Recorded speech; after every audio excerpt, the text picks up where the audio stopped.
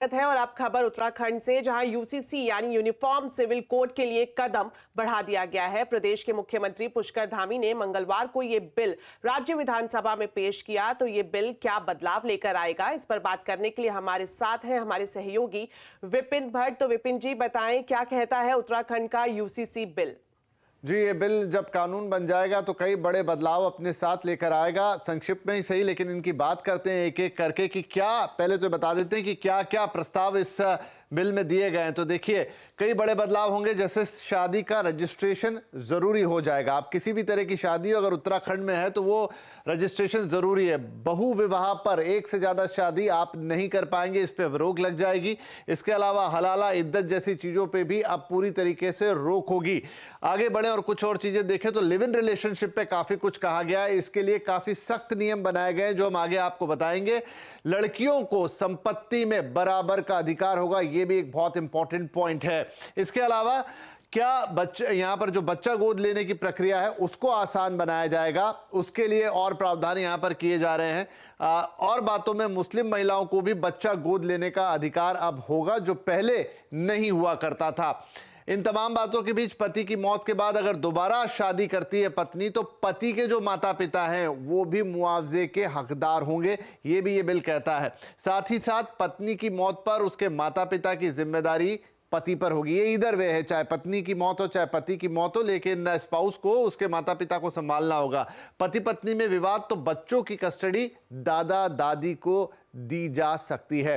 तो ये कुछ बड़े पॉइंट। और साथ ही उत्तराखंड की जनजातियां इस बिल से, इसके दायरे से बाहर रखी गई हैं।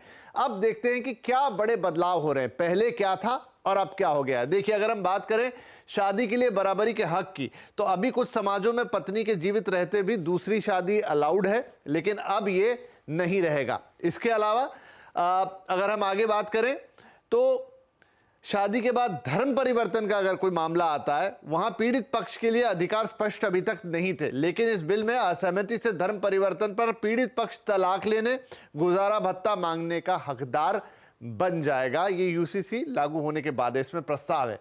लिव इन रिलेशनशिप पे बहुत कुछ कहा गया है। सिर्फ अभी की अगर हम स्थिति देखें तो कुछ सुप्रीम कोर्ट के फैसले हैं जिनसे डायरेक्शन मिलता है, लेकिन इस बिल में लिव इन के लिए लड़की की उम्र 18 साल डिफाइन की गई है, लड़के की 21 साल जरूरी की गई है। इसके अलावा अब लिव इन में रहने वालों को लिव इन को रजिस्टर कराना होगा, यानी पहले रजिस्ट्रेशन होगा, उसके बाद आप लिव इन में रह पाएंगे। लिव इन के लिए रजिस्ट्रेशन जरूरी, और साथ ही माता पिता को भी इसकी जानकारी देनी होगी, क्योंकि बहुत सारे लिव इन जोड़े अपने घर पे बताते नहीं हैं। लिव इन में रहने वालों का रजिस्ट्रेशन पहले नहीं होता था, तो जैसा मैंने कहा अब होगा। अब अगर नहीं कराया तो क्या होगा, बिना सूचना 1 महीने से ज्यादा अगर आप लिव इन में रह लिए तो 3 महीने की जेल और 10,000 रुपए के जुर्माने का प्रावधान है। इसके अलावा रजिस्ट्रेशन में अगर आपने गलत जानकारी भरी है तो 3 महीने की जेल या 25,000 रुपए का जुर्माना यहां पर लगेगा। तो लिव इन अब ऑलमोस्ट शादी जैसा बना दिया गया है, जहां रजिस्ट्रेशन चाहिए और तमाम चीजों का आपको पालन करना पड़ेगा। संपत्ति में संतान के अधिकार पे भी काफी पॉइंट्स हैं यहां।